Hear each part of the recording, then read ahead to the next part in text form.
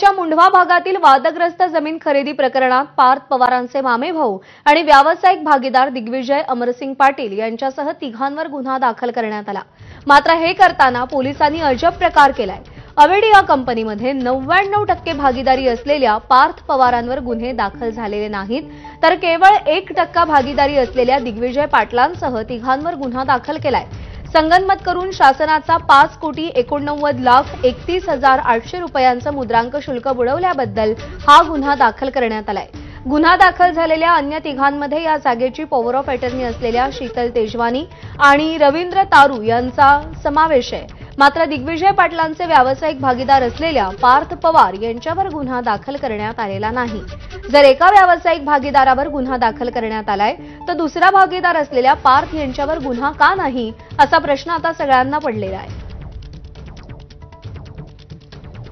Bavdhan police station ज्युरिडिक्शनच्या अंतर्गत नोंदणी झाली होती। ही जी नोंदणी होती ही 20/5/25 ला दस्त नोंदणी झाली होती आणि त्या दस्त नोंदणीमध्ये मिसअप्रोप्रिएशन फसवणूक, शासनाच्या मुद्रांक शुल्काची फसवणूक केली अशी फिर्याद या ठिकाणी संबंधित फिर्यादी यांनी दिलेली आहे। यामध्ये शीतल किशनचंद तेजवानी तसेच दिग्विजय अमरसिंह पाटील आणि रवींद्र बाळकृष्ण तारू सब रजिस्ट्रार अशा तिघांविरुद्ध गुन्हा दाखल करण्यात आलेला आहे। मुंढवा जमीन प्रकरणामध्ये आणखी एक गुन्हा दाखल झालाय। तहसीलदार सूर्यकांत येवले यांच्यावरही गुन्हा दाखल झालाय।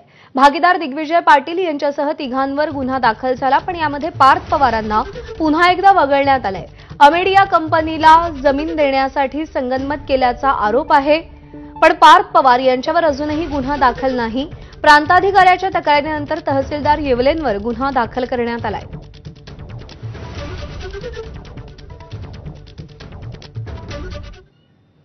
कोण आहेत दिग्विजय पाटील ज्यांच्यावरती गुन्हा दाखल झालाय? ग्राफिक्सच्या माध्यमातून एक नजर टाकूया। धाराशिव जिल्ह्यातल्या टेळ गावचे मूळचे ते रहिवासी आहेत।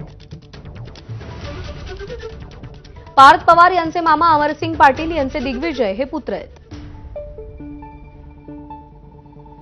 वडील अमरसिंग पाटलांचं 2020 मध्ये निधन झालं। दिग्विजय यांचे वडील अमरसिंग पाटील हे सुनेत्रा पवारांचे सख्खे भाऊ। अमरसिंग पाटील हे पद्मसिंग पाटलांचे सावत्र भाऊ।